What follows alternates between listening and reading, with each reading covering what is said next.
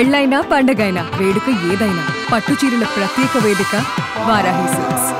కర్ణాటక స్టేట్లోని బెంగళూరు నగరం అకాల వర్షాలతో అతలాకుతలమైంది. అనేక ప్రాంతాలు నీట మునిగాయి. భారీగా వర్షపు నీరు నిలిచిపోవడంతో ప్రజలు తీవ్ర ఇబ్బందులు ఎదుర్కొంటున్నారు. బంగాళాఖాతంలో ఏర్పడిన ఉపరితల ఆవర్తనం మరింత బలపడి అల్పపీడనంగా మారింది. తీరం వైపు తరుముకొస్తుంది. దీని ప్రభావంతో ఏపీ, కర్ణాటక, తమిళనాడులలో భారీ వర్షాలు పడుతున్నాయి. ఉరుములు, మెరుపులతో కూడిన వర్షాలు కురుస్తున్నాయి. బెంగళూరు పైన దీని ప్రభావం ఎక్కువగా కనిపించింది. 4-5 రోజులుగా ప్రతి సాయంత్రం పూట ఈదురుగాలులతో కూడిన భారీ వర్షాలు బెంగళూరులోనూ పలకరిస్తున్నాయి. ఆదివారం దీని తీవ్రత మరింత పెరిగింది. సాయంత్రం మొదలైన భారీ వర్షం రాత్రంతా కుండపోతగా కురిసింది.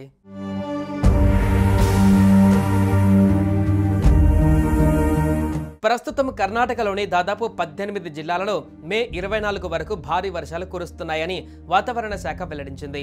ఈ క్రమంలో కొన్ని చోట్ల ఆరెంజ్ అలర్ట్, మరికొన్ని ప్రాంతాలలో ఎల్లో అలర్ట్ కూడా అందించింది.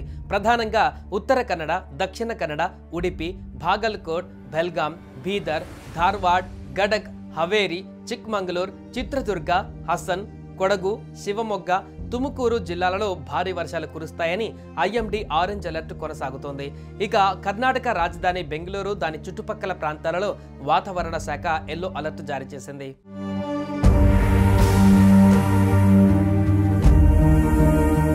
తెల్లవారుజామున 6 గంటల వరకు బెంగళూరు దక్షిణ ప్రాంతంలోని కంగేరిలో అత్యధిక వర్షపాతం నమోదైంది. ఒక్క రాత్రిలో 132 మిల్లీమీటర్ల వర్షం కురిసింది ఇక్కడ. ఇక చామరాజనగర్లో 130 మిల్లీమీటర్లు, ఎన్ఎండిసి క్యాంపస్ దగ్గర 125.8, సోమశెట్టి హల్లి 119.5, మాదనాయకన్న హల్లి 116.5, యలహంక, చౌడేశ్వరి 103.5 మిల్లీమీటర్ల మేర వర్షం కురిసింది. కొడిగేహల్లి 100 మిల్లీమీటర్లు, కోరమంగళ 96, హెచ్ఏఎల్ 93, మార్దహల్లి 92, రాజరాజేశ్వరి నగర 80, హెచ్ఎస్ఆర్ లేఅవుట్ 73 మిల్లీమీటర్ల వర్షపాతం నమోదైంది. హంపి నగర, కాటన్పేట్, అంజనాపుర, బాగలకుంటే, జక్కూరు, హోరమావు, శెట్టిహల్లి, విశ్వేశ్వరపుర, విద్యాపీఠ, హెమ్మిగపుర, సిల్క్ బోర్డ్ ప్రాంతాలన్నీ నీట మునిగాయి.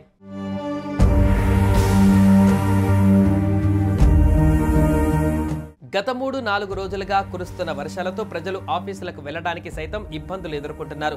బెంగళూరు వాసులు అనేక చోట్ల రోడ్లపైన భారీగా వర్షం నీరు నిలవడంతో అస్తవ్యస్తంగా మారడంతో ఇబ్బందులు పడుతున్నారు వాహనదారులు.